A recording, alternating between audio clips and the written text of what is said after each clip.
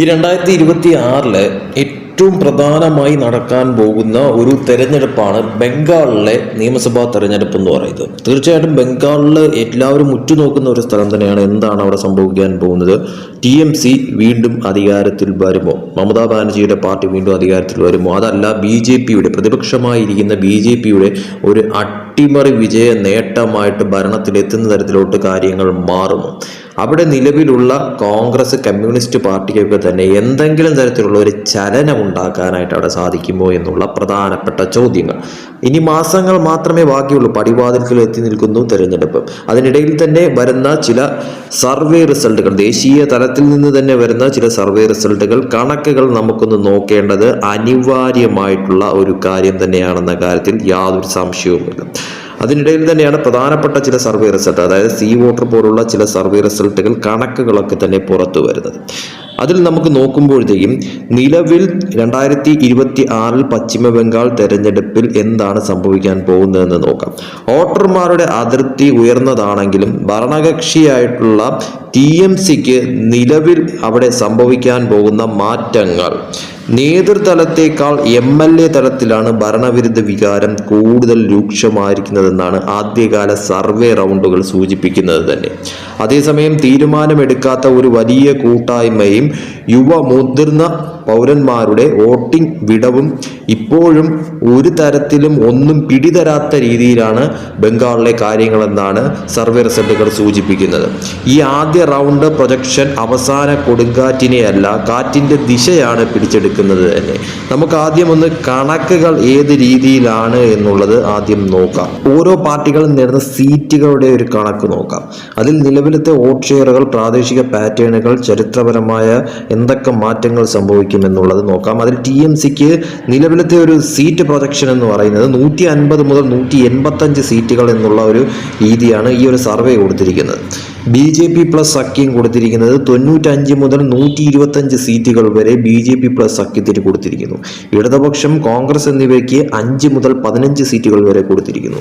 മറ്റുള്ളവർ 0 മുതൽ 5 സീറ്റുകൾ എന്നുള്ളതാണ്. ഇതിൽ ഏറ്റവും വലിയൊരു ഹൈലൈറ്റ് എന്ന് പറയുന്നത് ഇതിൽ 18% കൂടുതൽ പേർ ഇപ്പോഴും തീരുമാനമെടുത്തിട്ടില്ലാത്ത വോട്ടർമാരാണ് ഈ ഒരു സർവേയിൽ കാണാൻ സാധിക്കുക. അതായത് 18%-ലധികം പേരും തീരുമാനമെടുത്തിട്ടില്ല എന്നുള്ളതാണ് പറഞ്ഞിരിക്കുന്നത് തന്നെ.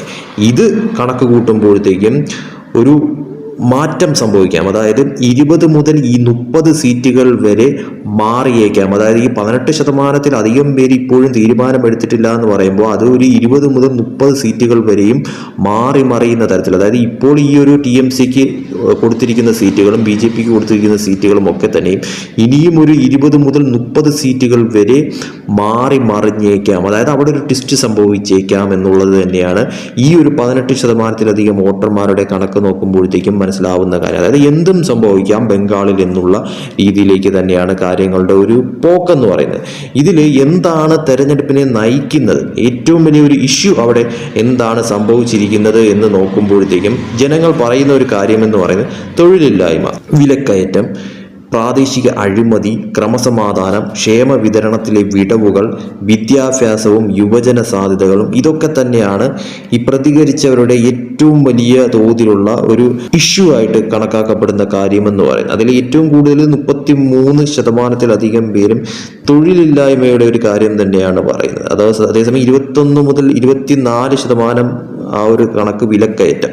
പ്രാദേശിക അഴിമതിയും പറയുന്നുണ്ട് 15%-ഓളം, ക്രമസമാധാനം 8 മുതൽ 10, ക്ഷേമ വിതരണത്തിലെ വിടവുകൾ 6 മുതൽ 8, വിദ്യാഭ്യാസവും യുവജന സാധ്യതകളും 5 മുതൽ 7 എന്നുള്ള ആ ഒരു കണക്കിലാണ് കാര്യങ്ങൾ എന്ന് പറയുന്നത്.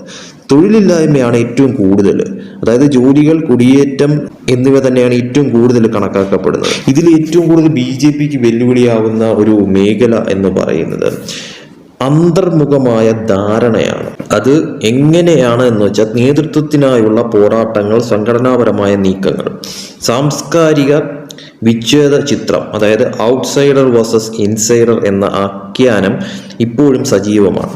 സ്ഥാനാർത്ഥികളുടെ വിശ്വാസ്യത വിടവുകൾ, പ്രാദേശിക സ്വീകാര്യതാ പ്രശ്നങ്ങൾ, നഗര ഗ്രാമ വിഭജനം, നഗരങ്ങളിലെ നേട്ടങ്ങൾ എല്ലായ്പ്പോഴും സീറ്റുകളിലേക്ക് നയിക്കണമെന്നില്ല. എന്നിരുന്നാലും BJPയുടെ ഏകീകൃത വോട്ടടിത്തറയും 2021 ശേഷമുള്ള വർദ്ധിച്ചു വരുന്ന വികാസവും 2026 അതിനെ വളരെ മത്സരാത്മകമായി നിലനിർത്തുന്നു എന്ന കാര്യത്തിൽ ഒരു സംശയവുമില്ലാതെ പറയാൻ സാധിക്കുന്ന ഒരു കാര്യം തന്നെയാണ്. മത്സരം കൂടുതൽ ടൈറ്റായി മാറിയ ആ ഒരു തരത്തിൽ ഭയങ്കരമായിട്ട് ഒരു എന്ത് സംഭവിക്കുന്ന തരത്തിലോട്ട് മാറുന്ന സ്ഥലങ്ങൾ വടക്കൻ ബംഗാൾ, ജംഗൽ മഹലിന്റെ ചില ഭാഗങ്ങൾ, കൊൽക്കത്തയ്ക്ക് ചുറ്റുമുള്ള നഗര സമൂഹങ്ങൾ, ധ്രുവീകരണ ഫലങ്ങളുള്ള അതിർത്തി ജില്ലകളൊക്കെ തന്നെയാണ്. ഈ ബെൽറ്റുകളിൽ ഫോട്ടോ ഫിനിഷ് സീറ്റുകൾ പ്രതീക്ഷിക്കുന്നു എന്നുള്ളത് തന്നെയാണ് മനസ്സിലാക്കാൻ സാധിക്കുന്നത്. ഇനി തിരഞ്ഞെടുക്കപ്പെടാത്ത വോട്ടർമാർ, അതായത് എന്താണ് ഈ 18% പേർ ഇനിയും തീരുമാനമെടുത്തിട്ടില്ലാത്തതിനാൽ തിരഞ്ഞെടുപ്പ് അനിശ്ചിതത്വത്തിൽ തുടരുന്നു എന്ന കാര്യത്തിൽ സംശയമില്ല. അതായത് ആദ്യമായി വോട്ട് ചെയ്യുന്ന യുവ വോട്ടർമാർ, വോട്ടിംഗ് അർബൻ പ്രൊഫഷണലുകൾ, ക്ഷേമ ഗുണഭോക്തൃ സംശയാലുക്കൾ, അപ്പോൾ ഇവരൊക്കെ തന്നെയും ഇപ്പോഴും എന്താണ് സംഭവിക്കാൻ പോകുന്നത് അല്ലെങ്കിൽ അവർ ആർക്കാണ് വോട്ട് ചെയ്യുന്നത് എന്നുള്ളത് വെളിപ്പെടുത്തുന്ന നിശബ്ദ സ്ത്രീ വോട്ടർമാരും അതിൽ ഉണ്ട് എന്നുള്ളത് മനസ്സിലാക്കുന്നു.